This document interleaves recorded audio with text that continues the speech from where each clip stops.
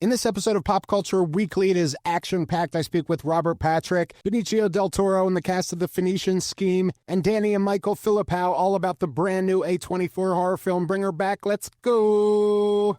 Welcome to Pop Culture Weekly with Kyle McMahon from iHeartRadio. Your pop culture news, views, reviews, and celebrity interviews on all the movies, TV, music, and pop culture you crave weekly. Here's Kyle McMahon. Hello and welcome to Pop Culture Weekly with Kyle McMahon. I, of course, am Kyle McMahon, and I thank you once again for joining me on Pop Culture Weekly, your backstage pass to the biggest names and buzziest things in entertainment and pop culture. I, of course, am Kyle, and I'm so stoked about this stacked episode for you today. First up, we're going to be honoring the spirit of Memorial Day, as we did with the last episode where I was live from, the West Lawn of the U.S. Capitol in Washington, D.C. for our annual National Memorial Day concert episode, where I interviewed a bunch of the talent and, it was all about that amazing show, which is on demand and on Facebook and YouTube for the next 2 weeks. So make sure you check it out. So I have an interview from there with Robert Patrick from Terminator and The X-Files and 1923 and Peacemaker and Reacher and just an awesome guy. So I talk with him once again about National Memorial Day concert. Then we're stepping into the eerie and electrifying universe of Danny and Michael Philippou and their horror world, as I talk to them about their brand new, amazing, and spine-tingling film, Bring Her Back. It is so good.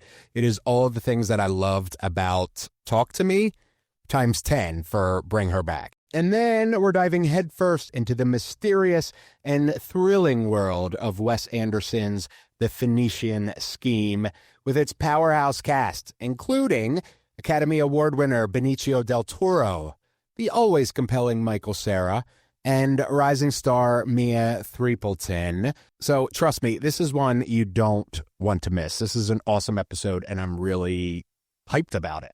All right, so let's jump right in. My first guest is an amazing actor whose career has spanned over 3 decades and includes some of the most iconic roles in film and TV. From terrifying audiences as the relentless T-1000 in Terminator 2 Judgment Day, to delivering powerful performances like Agent Doggett on The X-Files and on Sons of Anarchy and Peacemaker and so many more, he is a true force of nature on screen. But today, he's not just going to be discussing those things, and I got to ask him about The X-Files, but something far more personal and powerful. The National Memorial Day concert. So please welcome the one and only Robert Patrick. Okay, I am here once again with the amazing Robert Patrick on the West Lawn of the U.S. Capitol. You're here for National Memorial Day concert once again. Why is it so important for you to continue to do this show? Well, this show is fantastic because it's how we honor our fallen men and women that have given the ultimate devotion to this nation. I'm very, very proud to be here. I come from a military family. My grandfather was a lieutenant colonel in the United States Army, fought in World War I, World War II, and Korea, and I honor his service by being here. But I love coming to D.C., and even if I'm not doing the show, I'm here every year. I ride my Harley out here, and I come out with the Vietnam vets, and we demonstrate. We ride through the streets doing Rolling Thunder. I'm also involved with TAPS. I go out there. I'll be going out there shortly after this interview. But to become involved with these different organizations, it really helps me make sure that I show my appreciation for the men and women of our armed forces that have given their lives for us. And freedom is not free. And somebody sacrificed their life for you to enjoy all this. So it's a fantastic way to honor them. Yes, and you know, you've been in so many amazing projects. Some of them not so good. Well, You're very kind.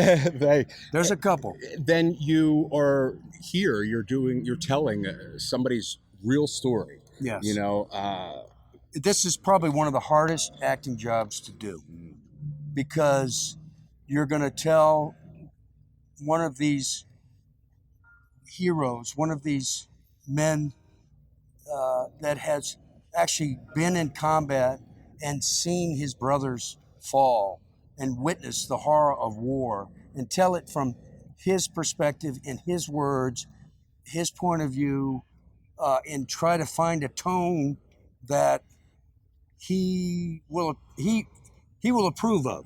And he's going to be sitting right there, so the pressure's on. I was going to ask you that. I can't play Don Graves, but I hope I tell his story very well. Well, in rehearsal, you certainly did. Well, it was a good rehearsal today. Let's hope we didn't blow that for the actual performance, because you only get so many of those every once in a while. Finally, I'm a huge X-Files fan. I've asked you about it before. Sure. Ryan Coogler is kind of rebooting it with Fox. Yeah, I'm so old. They don't want me. I'm 66 years old. They don't want me out there being the X-Files guy. I guess some young, sexy 30-year-old guy, 40-year-old guy be out there doing that. There's nothing for me to do in the X-Files except maybe play the aged John Doggett. But I have since you brought up John Doggett, I'm going to talk to you about John Doggett. You know, John Doggett was a Marine. Mm-hmm. Don Graves is a Marine. John Doggett was an FBI agent. I told everyone at the end of the X-Files, people said, "What do you think happened to John Doggett?" And I said, "Well, John Doggett ran off and joined a motorcycle club and is living as a hermit somewhere in the Southwest. So that's where John Doggett is." Thank you, sir. It's always a pleasure. My pleasure I indeed. appreciate it. God bless you, buddy. There's the handshake. There you All go. right, Thank you, sir. Thank you. God bless you. Thank you. God bless you. All right, buddy. Okay. Robert Patrick, such an awesome guy. He's funny. He's so talented, and his dedication to, you know, our nation's heroes is really just so touching and inspiring. So you can still catch the National Memorial Day concert on demand on PBS's website, on Facebook, and on YouTube. We'll have the links in the show notes, and check it out. It is really, really powerful stuff. Capitol Concerts always does such a great job, and this year was no exception. So, all right, next up, Danny and Michael Philippou exploded onto the scene with their breakout horror hit Talk to Me, which, you know, I raved about when it came out. And they proved that not only can YouTubers make the leap to filmmaking, but they can freaking crush it.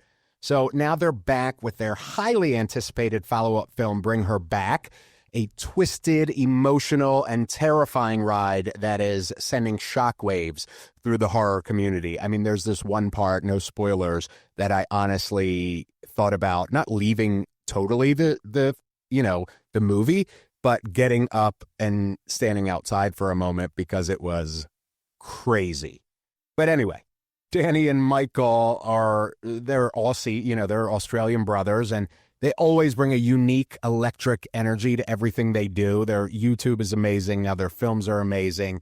And their bold vision is really helping to reshape modern horror.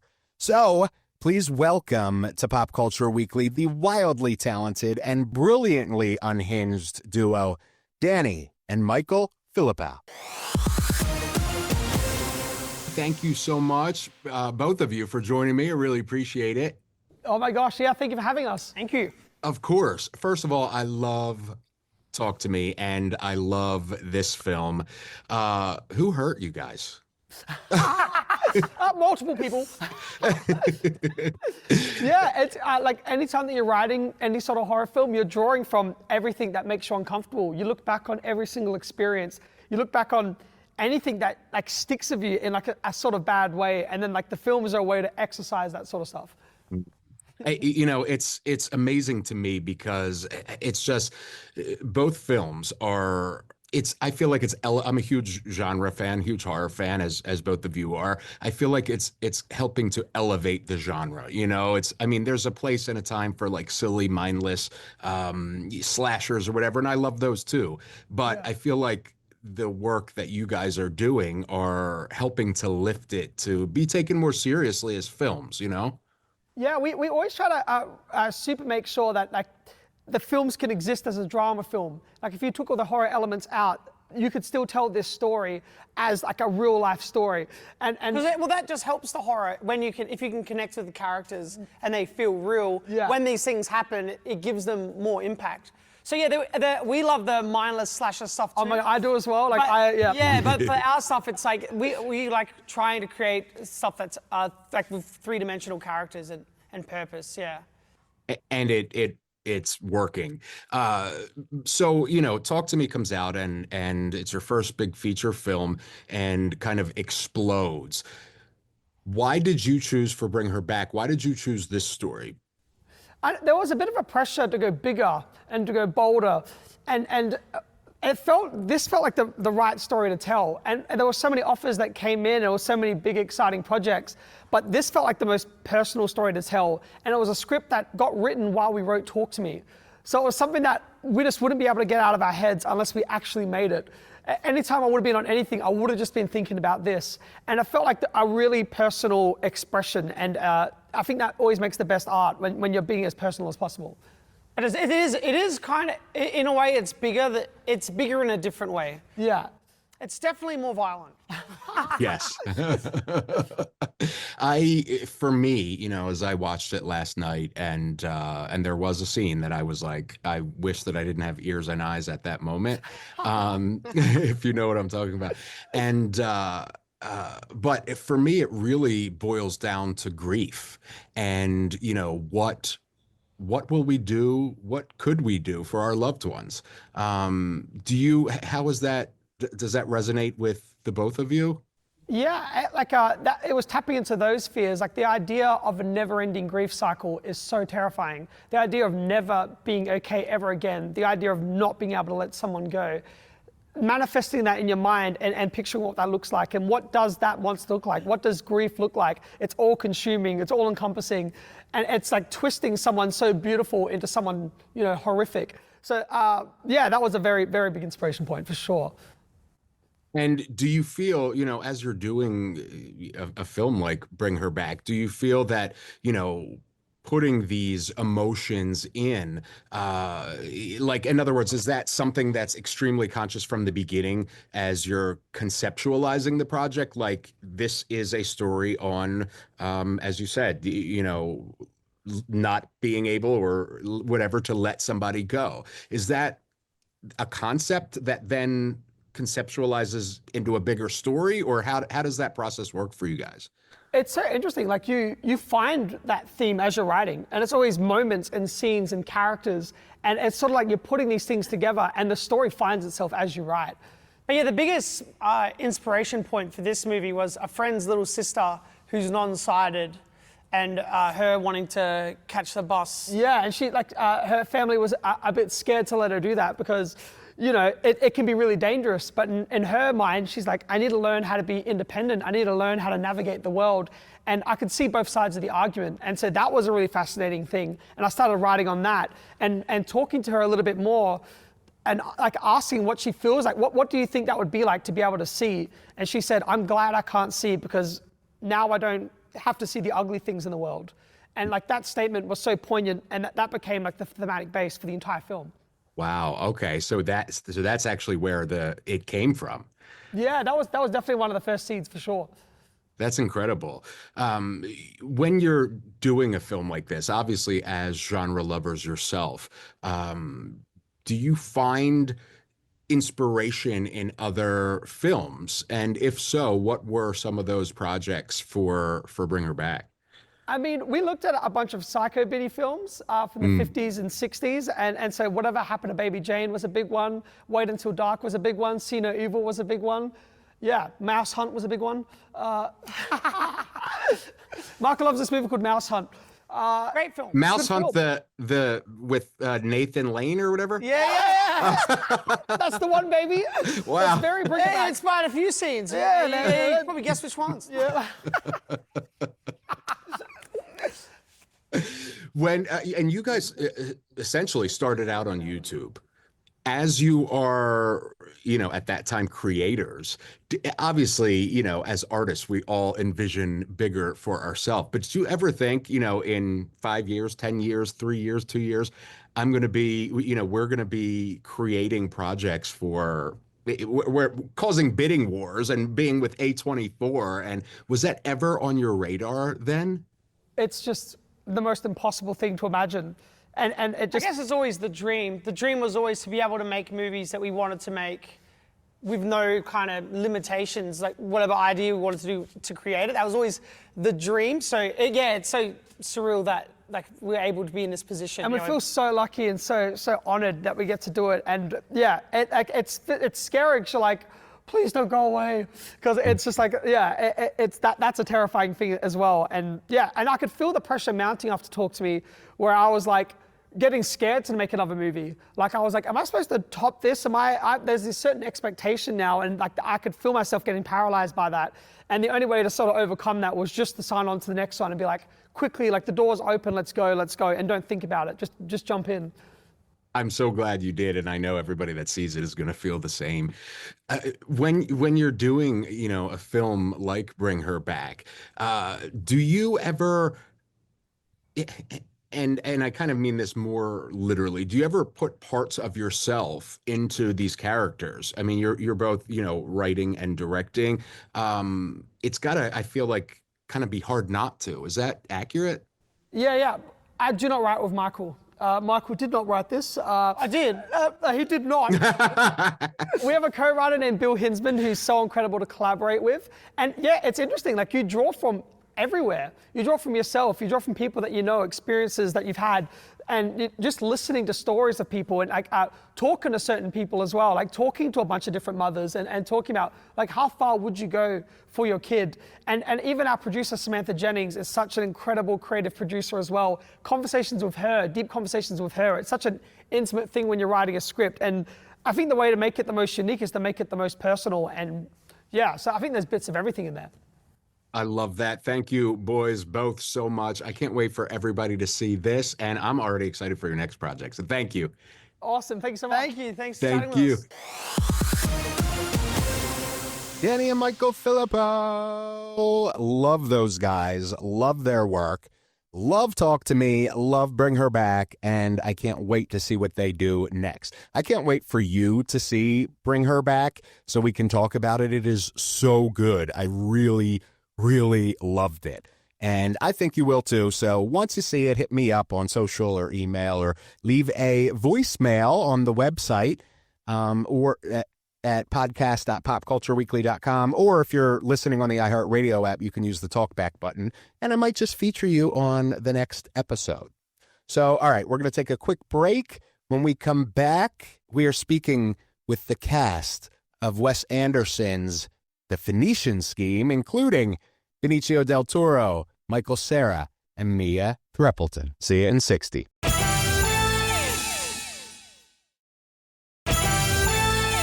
All right, welcome back. Thanks for supporting our sponsors who help make this show possible every week and help me bring it to you so we can continue to do this and I can continue to interview, these amazing talents and talk about movies and music and streaming and TV. So, all right. Our next guests are starring in the latest cinematic adventure from the endlessly inventive Wes Anderson. I love Wes Anderson. The Phoenician Scheme, that's his newest film. It is a visually stunning, emotionally rich, and, as always with Wes, a delightfully offbeat tale that only he could bring to life. So, he is an Oscar-winning actor, known for his magnetic intensity and unforgettable roles in everything from Traffic to The French Dispatch, the legendary Benicio del Toro. And joining him is a comedic genius who's charmed us in Superbad, Arrested Development, and Scott Pilgrim. and is now diving headfirst into Anderson's whimsical world, the brilliantly understated Michael Cera. And rounding out the trio, she is a rising star, and actually she is the daughter of Kate Winslet, and she's making serious waves on her own with powerful performances. The incredibly talented Mia Threapleton. So let's jump right in and get a peek behind the pastel curtains of the Phoenician scheme. Here they are, Benicio del Toro, Michael Cera, and Mia Threapleton. Thank you all for joining me. I really appreciate it. Thank you. So, first of all, the film's incredible. And I got to ask, Benicio, you've worked with Wes Anderson before.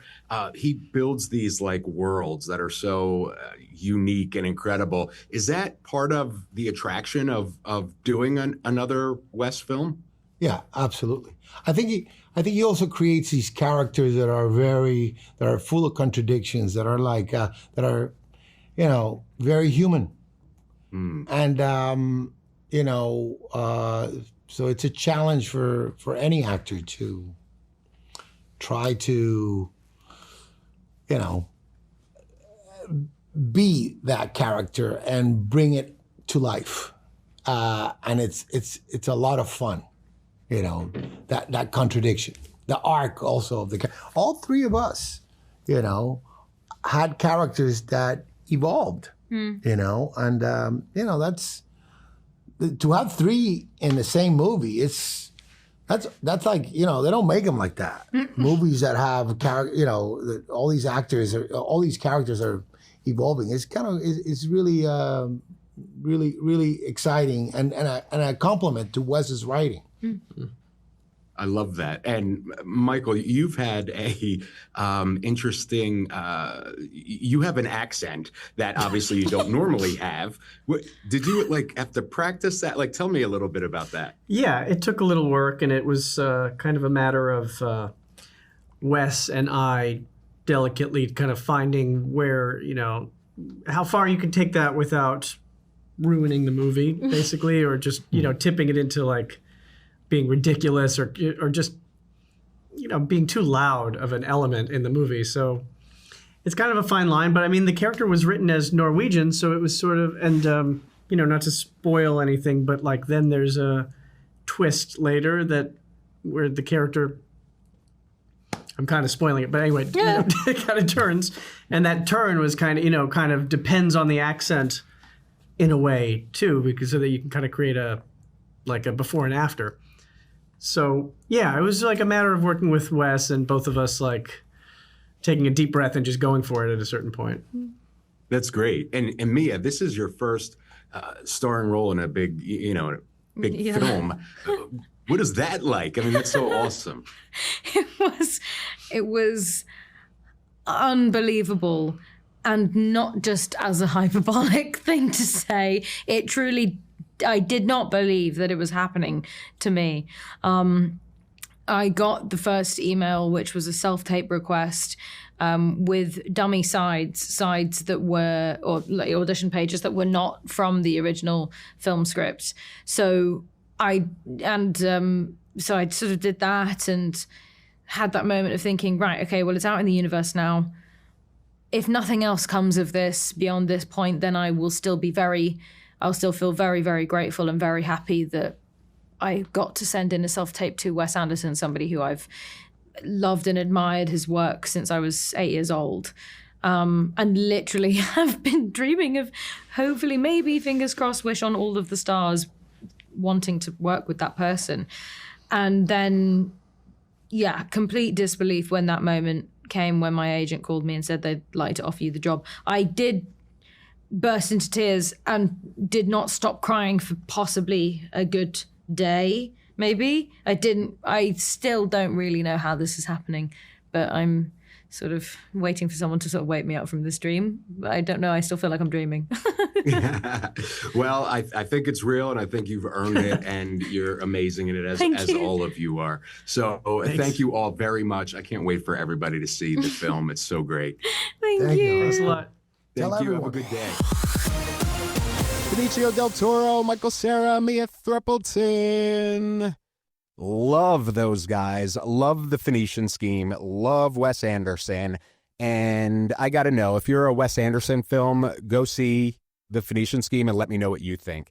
I love him. He builds these like worlds that are just, you don't find anywhere else. You know what I mean?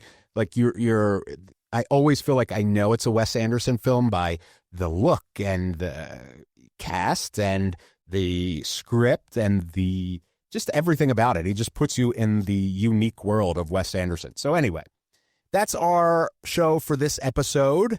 Let me know what you think. What are you watching? What are you not watching? What are you loving? What are you not loving? Let's talk about it. Leave me a voicemail on the iHeartRadio app using the talkback button or on podcast.popcultureweekly.com, and I may just feature you in a future episode. So make sure you leave your name and all. All right. That's it for this week. I will see you next episode. I love you. Thank you for listening to Pop Culture Weekly. Hear all the latest at popcultureweekly.com.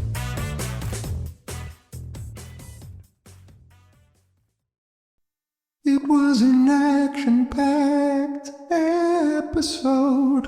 An action-packed episode. We had Robert Patrick, Benicio del Toro, the Philippou brothers, Michael Cera, and we can't forget me, Threapleton. Yeah, it was an action-packed show.